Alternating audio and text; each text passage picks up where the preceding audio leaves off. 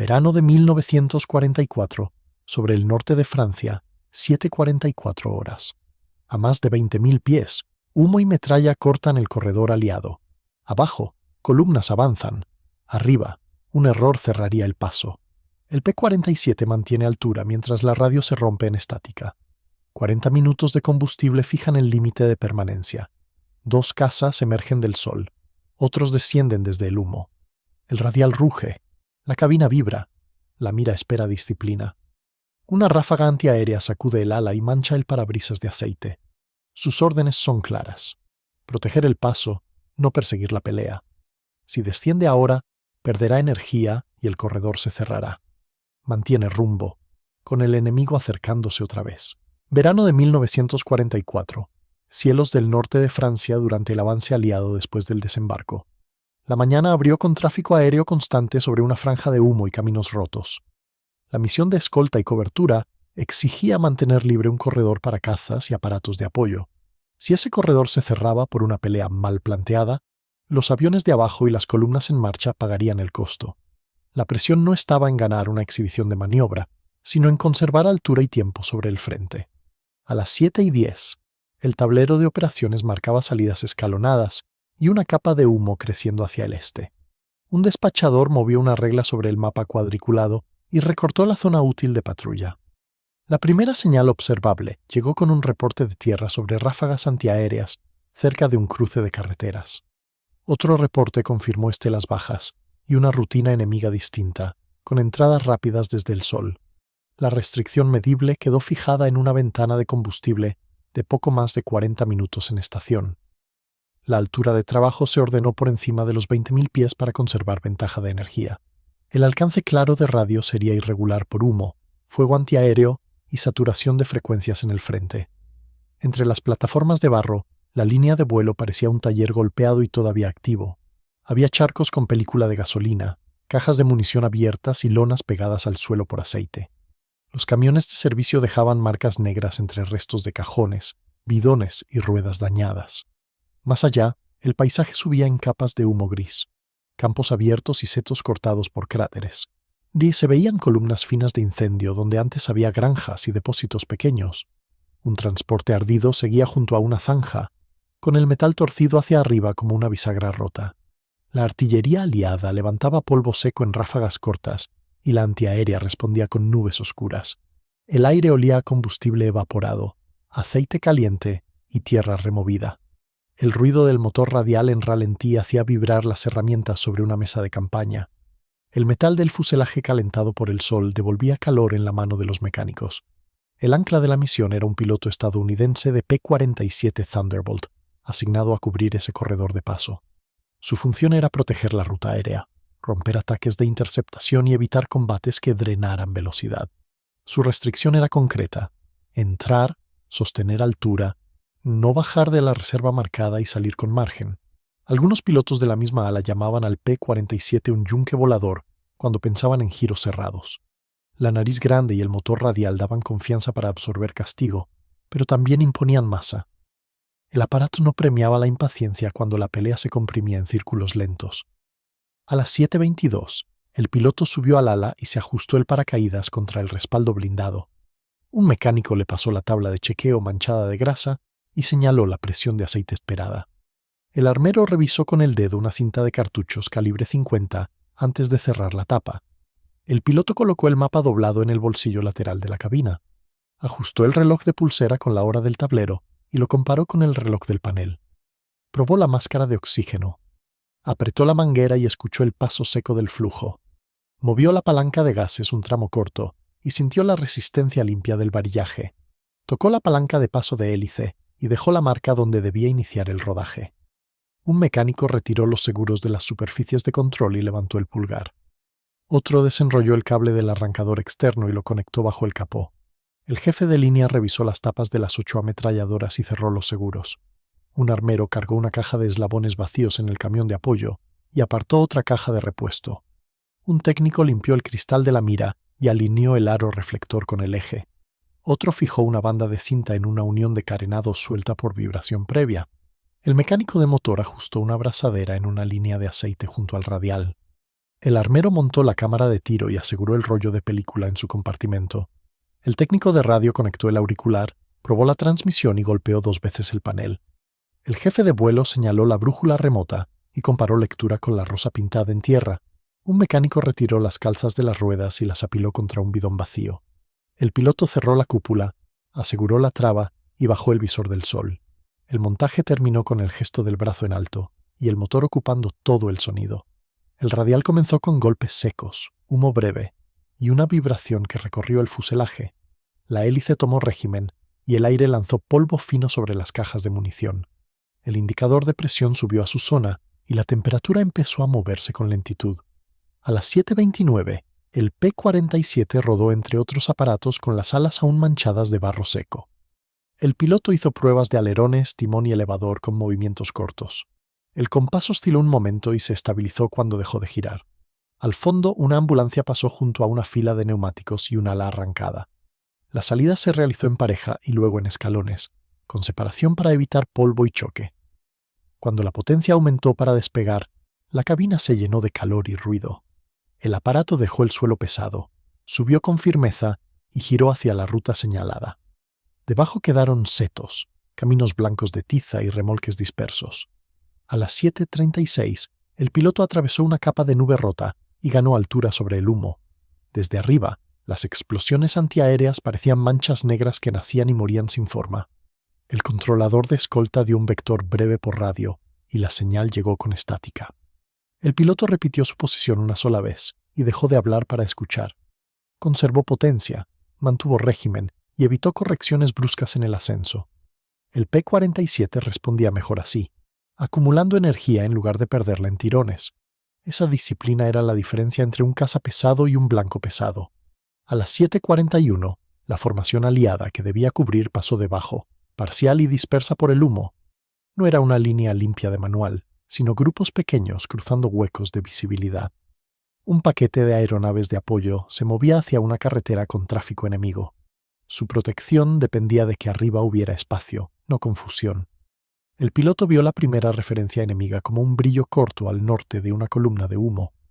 No hubo entrada teatral, solo un cambio de ángulo en 2 puntos de luz y luego 4 más detrás. El ala acompañante confirmó contactos altos y a la derecha, pero la frase se cortó por interferencia. Primer fallo en escalera. La radio quedó útil para fragmentos, no para guía continua. El piloto miró el altímetro, miró el horizonte y eligió sostener altura. Había visto demasiadas peleas perderse por bajar con el primer señuelo. El P-47 tenía masa, motor y 8.50 para un tipo de combate muy preciso. No necesitaba girar mejor que un Bf-109. Necesitaba llegar más rápido, disparar antes y salir con velocidad. A las 7:43 aparecieron trazadoras lejanas sobre la capa de humo. Las ráfagas de antiaérea subían desde abajo y dejaban nubes negras a diferentes niveles. Una explosión abrió una flor oscura debajo del ala izquierda y sacudió el aparato. El piloto sintió el golpe en el asiento y revisó presión de aceite de inmediato. La aguja se mantuvo dentro del límite y la vibración no cambió de tono. Con esa confirmación siguió subiendo un poco más, no bajando. Ese gesto pequeño evitó entrar al nivel donde el humo borraba las referencias. El ala acompañante cruzó por delante y señaló con un balanceo corto. 2 cazas enemigos venían de frente, otros 4 bajaban con sol a la espalda. La pelea iba a cerrarse en menos de 1 minuto. El piloto no giró hacia ellos. Picó apenas lo necesario para ganar velocidad y presentar una pasada limpia. La nariz robusta del Thunderbolt cortó aire, y el motor radial respondió con un bramido más grave. El turbocompresor comenzó a empujar con retraso breve, y luego con fuerza sostenida. La vibración aumentó en la palanca y en los pedales cuando la velocidad de picada subió. Ese temblor no era sorpresa. Era una señal conocida de que el aparato estaba entrando en su zona útil. A las 7:44, el primer cruce se volvió una pared de humo, trazadoras y metal. Un Bf-109 trató de meterlo en giro después del pase inicial. El piloto siguió recto 2 segundos más, contó velocidad y solo entonces tiró para ascender. 1, 2, 5 segundos de disciplina antes de buscar otra línea de ataque. Ese conteo evitó el error común de querer corregir demasiado pronto. Debajo, la antiaérea explotó cerca de una carretera y una columna aliada se dispersó hacia una zanja. Consecuencia visible. El corredor que debía cubrirse empezaba a cerrarse por humo y metralla. El piloto no persiguió al 109 en su curva. Subió, ganó separación, volvió a mirar el cielo completo. Esa era la manera en que el P-47 recuperaba iniciativa. No como un bisturí en círculo, sino como un martillo con altura. A la izquierda, un F-12 190 entró sobre un aparato aliado de apoyo. Su ángulo lo dejaba unos segundos expuesto tras la pasada. El piloto del Thunderbolt alineó la mira, corrigió apenas con timón y esperó medio segundo más. No abrió fuego por distancia. Esa disciplina de disparo valía más que un impulso. Cuando el reflector ocupó fuselaje y raíz de ala, presionó el gatillo. Las 8 ametralladoras 50 dispararon al unísono, y el avión entero vibró distinto. Las trazadoras salieron en líneas densas y rectas, con ritmo de sierra. La cámara de tiro registró un cuadro tembloroso de humo, alas y destellos. Eslabones y casquillos comenzaron a salir por las compuertas inferiores como lluvia metálica. El FW-190 soltó una estela gris, corrigió mal y cayó con humo hacia la capa baja. El piloto cortó fuego de inmediato. No siguió disparando sobre un blanco que ya había perdido control. Primer derribo probable, aún sin confirmación completa. A las 7:45, el combate se abrió y cerró otra vez en segundos. 3 cazas alemanes trataron de cruzar por encima para dividir escolta y apoyo. El piloto vio la maniobra como un cambio de geometría, no como blancos aislados. Si seguía al más cercano, los otros 2 caerían sobre la formación protegida. Giró en ascenso corto, mantuvo potencia y buscó el que quedaba más comprometido con su picada. La masa del P-47 no le permitió una corrección fina, pero le dio estabilidad de plataforma. Ese detalle importaba con 8 ametralladoras y ráfagas breves. El enemigo apareció cruzando de derecha a izquierda con demasiada prisa. Otra ráfaga corta. La nariz del Thunderbolt se sacudió. Las trazadoras caminaron desde cola a cabina del aparato enemigo. El Bf-109 se partió de línea, dejó fragmentos pequeños y bajó sin ala completa. Segundo derribo confirmado por caída visible. La radio volvió con una frase incompleta y un llamado de ayuda desde abajo. El piloto solo entendió referencias de humo y una ruta de salida aliada. Segundo fallo en escalera. La guía por radio dejó de servir para ordenar la pelea. El parabrisas recibió partículas finas y una mancha de aceite empezó a extenderse desde un borde. Quizá era residuo propio arrastrado por vibración o fragmento ajeno de la pasada. La visibilidad frontal quedó ligeramente velada justo donde la mira era más crítica. Tercer fallo en escalera no total, pero real. Visión de ataque degradada en el peor momento. A las 7:46, el margen de altura seguía siendo su capital. El piloto no lo gastó. Subió otra vez, esta vez más amplio, mientras el ala acompañante cubría abajo. La pelea ya no era una formación contra otra. Era una serie de cruces cortos sobre humo, fuego antiaéreo y columnas que avanzaban. El P-47 parecía pesado al mirar sus cambios de dirección. Parecía otra cosa cuando caía con velocidad. En picada, la célula robusta mantenía línea incluso con turbulencia y explosiones cerca. Los remaches, el blindaje y la masa que molestaban en giro daban confianza en esa fase. Un FW-190 trató de salir por abajo usando humo de un incendio en campo abierto. El piloto del Thunderbolt inclinó ala, buscó el hueco y esperó a verlo limpio. No disparó a través del humo. Esperó. Cuando el fuselaje enemigo salió completo, lanzó una ráfaga de menos de 2 segundos. Las trazadoras entraron a nivel del motor. El FW soltó humo negro espeso y una llamarada breve. Tercero confirmado cuando impactó detrás de una línea de árboles y levantó tierra. El olor en cabina cambió. Había cordita, aceite caliente y metal recalentado. El calor del motor subía por delante del panel y la máscara de oxígeno raspaba la cara con sudor. La mano derecha seguía firme en gases y gatillo. La izquierda trabajaba trimado fino para no pelear contra el aparato. Cada ajuste evitaba perder energía en correcciones grandes. A las 7:47, una ráfaga antiaérea explotó muy cerca del plano derecho. El P-47 recibió fragmentos. Se oyó un golpeteo seco en fuselaje y ala. Consecuencia visible. Pequeños orificios aparecieron en el borde de salida y una tira de pintura se arrancó. El motor radial siguió estable. La robustez de la nariz, criticada por pesada, estaba diseñada para sobrevivir a golpes así. Otro caza enemigo, probablemente Bf-109 por la silueta fina, Subió demasiado tras un aliado. Quedó lento, con nariz alta, durante un segundo largo. El piloto del Thunderbolt no entró a girar debajo. Picó desde arriba. Alineó con poco de flexión. Disparó una ráfaga corta y luego otra corregida. La primera pasó detrás. La segunda caminó por raíz de ala y fuselaje. El enemigo soltó piezas, se la dio y cayó en espiral. Cuarto derribo, observado por el ala acompañante con una confirmación breve por radio. La estática tapó el final del mensaje, pero la palabra clave llegó. 4 en pocos minutos. A esa altura, la tentación de perseguir cualquier sombra podía arruinar la misión. El piloto miró abajo. La formación aliada de apoyo seguía moviéndose, desordenada pero en ruta. El corredor no estaba limpio, pero seguía abierto.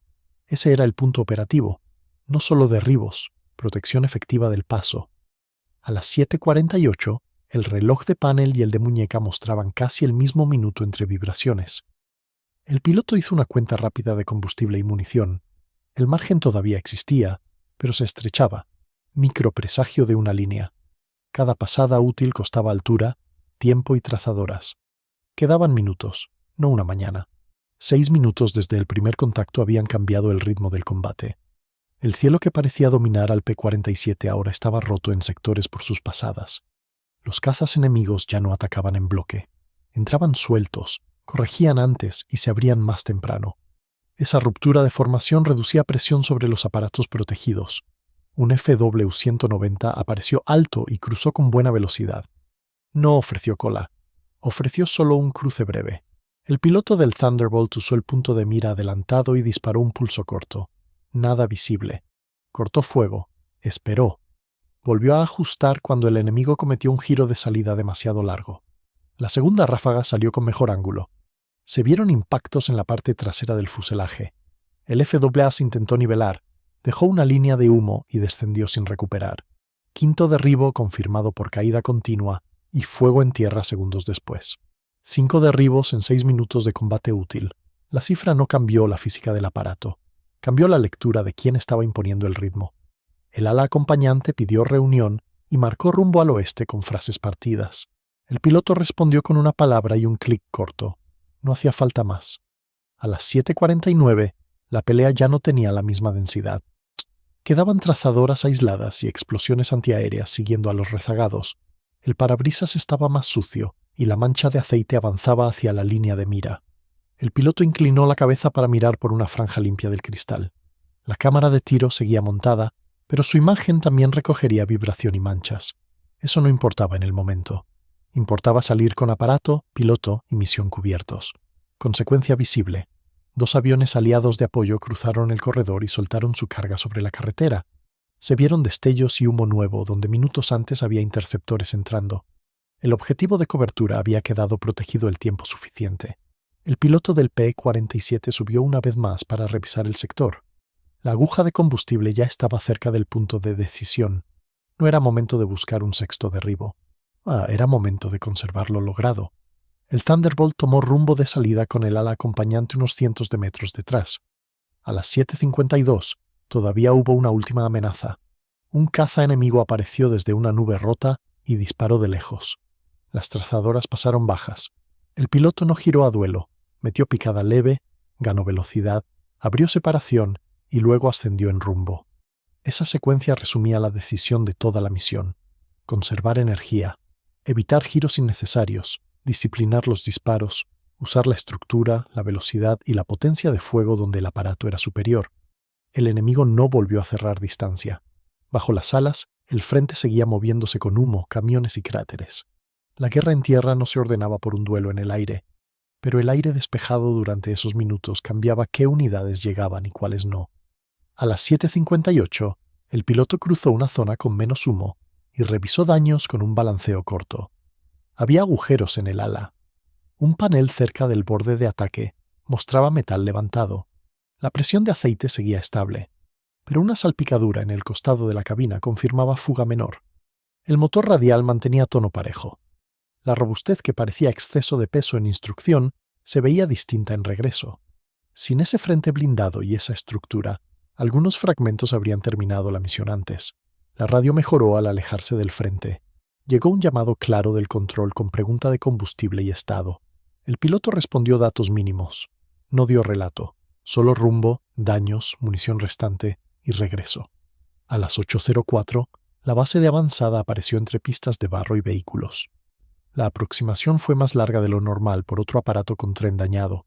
El piloto bajó potencia con cuidado y vigiló temperatura. No quiso exigir al motor después de la picada y los fragmentos recibidos. Sacó tren. Esperó confirmación visual del ala acompañante. El aterrizaje fue firme, con un rebote corto y corrección inmediata. El P-47 rodó dejando una línea fina de humo de aceite en el flujo detrás. Consecuencia visible. Los mecánicos vieron manchas negras en el vientre y agujeros nuevos en ala derecha. Cuando el motor se apagó, el silencio relativo dejó oír metal enfriándose y pasos apresurados. El piloto abrió la cúpula y el calor atrapado salió con olor a aceite y pólvora. Un mecánico subió al ala antes de que el piloto bajara por completo. Otro señaló con un trapo la fuga en una unión de línea de aceite. El armero abrió una tapa de ala y miró el canal de alimentación. Había eslabones atascados y restos de casquillos golpeados en una guía externa. No había detenido las ráfagas principales, pero explicaba una vibración irregular al final. La cámara de tiro fue retirada con cuidado para enviar el rollo a revisión. El jefe de vuelo pidió marcas en el mapa y tiempos aproximados de cada pasada. El piloto no exageró. Señaló alturas, rumbos, humo, fuego antiaéreo y puntos de caída que pudo sostener visualmente. Las confirmaciones se trabajarían con otros ojos, no solo con memoria caliente. A las 8:19, la revisión reunió al piloto, al ala acompañante y al oficial de inteligencia. Sobre la mesa había un mapa cuadriculado, un reloj, 2 lápices y tazas de café frías. Se compararon tiempos, se compararon sectores. Sí, se anotaron referencias de carretera, humo y línea de árboles para los derribos. La cámara de tiro aportaría prueba de al menos algunos impactos decisivos. El corredor había quedado abierto durante la fase crítica de apoyo. Los aviones protegidos entraron y salieron con pérdidas evitadas. Esa era la medida operativa que importaba al final del papel. Mientras tanto, en la línea de vuelo comenzó otro trabajo, menos visible y más constante. Un mecánico retiró el panel dañado del ala derecha. Otro limpió la mancha de aceite del parabrisas con solvente y trapo. El armero desmontó una guía de alimentación y vació eslabones deformados. Un técnico desenrolló una manguera y lavó residuos de pólvora bajo el ala. Otro conectó una lámpara portátil y revisó remaches cerca de un impacto. El mecánico de motor aflojó una abrazadera y reemplazó un tramo de línea de aceite. Un ayudante sostuvo una bandeja para recoger tornillos y arandelas. El armero cargó nuevas cintas de cartuchos en las cajas internas. Otro fijó las tapas de las ametralladoras y probó los seguros. El técnico de instrumentos alineó de nuevo la mira reflector con una plantilla. Un mecánico selló una grieta menor en el carenado con cinta y compuesto. Otro reemplazó un cristal lateral astillado por uno de repuesto. El jefe de línea probó la radio con una transmisión corta desde el camión. Un ayudante montó otra vez la cámara de tiro y aseguró el rollo nuevo. El mecánico final ajustó tensión en la traba de cúpula y probó cierre. Ese montaje de trabajo no producía titulares. Producía disponibilidad para la siguiente salida. A media mañana, otros pilotos miraron los agujeros del ala y la suciedad de aceite. Algunos repitieron el apodo de yunque con tono distinto, no porque el aparato hubiera dejado de ser pesado en giro, sino porque el combate había mostrado el uso correcto de ese peso. El P-47 no necesitaba parecer ligero. Necesitaba llegar con altura, romper una formación y sobrevivir al regreso. El informe preliminar de inteligencia recogió 5 derribos confirmados en 6 minutos de combate principal. También registró interrupción de ataque enemigo sobre el corredor de apoyo. Esa segunda línea tenía menos brillo, pero más valor para el día. A las 11:30 llegaron noticias de la carretera cubierta en la misión. Las unidades aliadas habían cruzado el tramo bajo humo y fuego con menos interferencia aérea de la prevista. Congeló el frente. Ningún derribo aislado congeló el frente. Ningún derribo aislado ordenó el caos general de Francia en 1944. La escala real siempre fue mayor que una cabina. Aún así, dentro de esa escala, una decisión de energía y disciplina podía inclinar minutos decisivos. El piloto del Thunderbolt quedó registrado por su secuencia de pasadas y su control de fuego, no por perseguir giros cerrados que favorecían al enemigo, no por bajar a la capa más densa de humo para un duelo de reflejos. La lección técnica ya existía en manuales, pero el combate la volvió visible. motor radial grande al frente, turbocompresor respondiendo con empuje al entrar en picada, célula resistente manteniendo línea bajo vibración y fuego antiaéreo. 8 ametralladoras 50 concentrando una ráfaga que no requería segundos largos. Mira, reloj, altímetro y mano firme trabajando más que cualquier gesto teatral. Incluso la masa, tan criticada, funcionó como parte de la solución cuando hubo que atravesar turbulencia y fragmentos. Al revisar la película de la cámara de tiro, se verían cuadros movidos y trazadoras que cruzaban humo. Se verían también casquillos y eslabones cayendo en ráfagas, con el fuselaje temblando. Ese metraje no mostraría el olor a aceite ni el calor de cabina. Tampoco mostraría la presión de decidir no girar cuando todo invitaba a hacerlo. Esos elementos quedaban en la combinación de datos, daños y tiempos. En la práctica de la unidad, el episodio ajustó comentarios de pasillo y hábitos de patrulla. Los pilotos jóvenes escucharon menos bromas sobre peso y más recordatorios sobre energía. Los armeros revisaron con más cuidado guías externas de alimentación tras ver los atascos parciales. Los mecánicos miraron abrazaderas y líneas de aceite con atención renovada. La misión de cobertura no se medía solo por derribos, se medía por qué aparatos aliados completaban su trabajo mientras el corredor seguía abierto.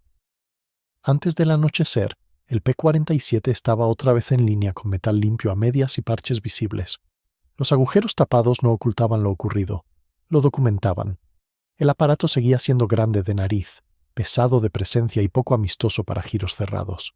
Seguía siendo, en cierto tipo de pelea, un yunque, pero en manos que cuidaban altura, velocidad y fuego, ese yunque caía con precisión. Resultado físico. La película de cámara, los impactos en el ala y las marcas en el mapa sostuvieron 5 derribos y una cobertura efectiva del corredor. Impacto operativo. Esa ventana de cielo limpio permitió que la misión protegida cruzara y atacara sin quedar atrapada por interceptores en el tramo crítico.